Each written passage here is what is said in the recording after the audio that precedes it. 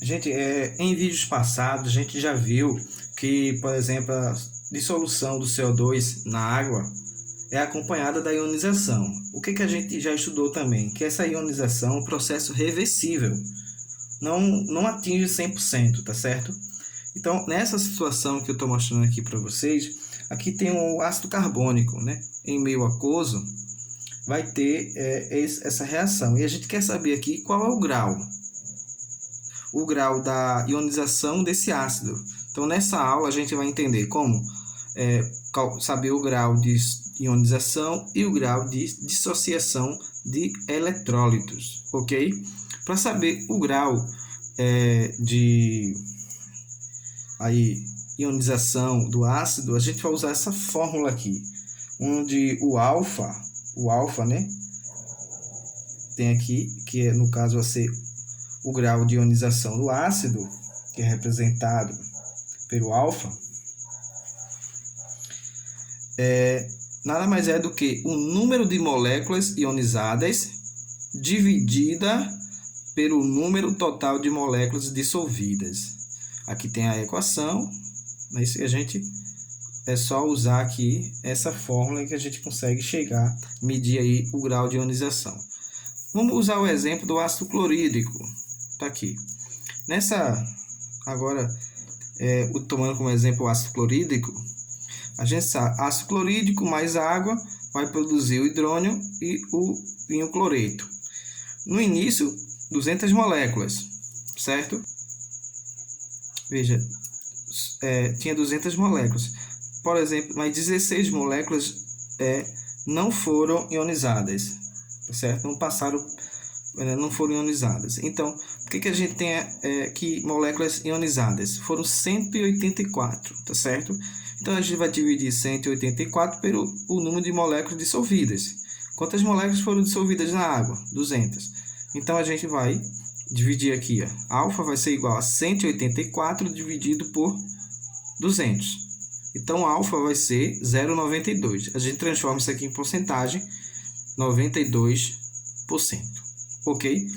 E se o número for acima de 50%, né, o grau de ionização for maior do que 50%, temos eletrólitos fortes. Então, o ácido clorídrico é um eletrólito forte. Outro exemplo de eletrólito forte estão aqui, certo?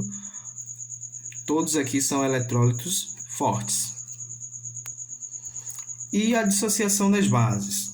A gente tem que ter em mente esses dois pontos. Primeiro, as bases formadas pelos metais alcalinos e alcalino terrosos apresentam elevado caráter iônico. Logo, elas serão bases fortes, certo? E vão sofrer dissociação iônica. Bases moleculares, tá certo? Ionização na presença da água. Passa pelo processo de ionização. E são bases fracas. Um exemplo aqui de uma base fraca é essa base aqui. Isso quer dizer, essa molécula sofre ionização na presença da água. Para obter essa base aqui, a gente tem que misturar aqui amônia, tá certo? Na água. Quando você mistura amônia na água, mais H2O, você vai obter essa base aqui, chamada hidróxido de amônio, tá certo? Amônia aqui no estado gasoso, né? Água no estado líquido. Então, que por sua vez, né, a gente vai olhar o quê? Que o hidróxido de amônio é uma base fraca, mas é muito, muito solúvel. Então, através da mistura da amônia com água, obtemos o hidróxido de amônio. Né? O hidróxido de amônio é completamente solúvel, então a gente pode dizer que essa base é fraca, tá certo? E a identificação de um ácido, identificando um ácido e uma base. Temos aqui como base um exemplo e um exemplo de ácido para rênio.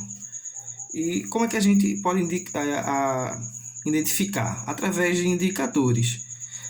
Os indicadores, eles apresentam cores diferentes para um ácido e uma cor diferente para uma base.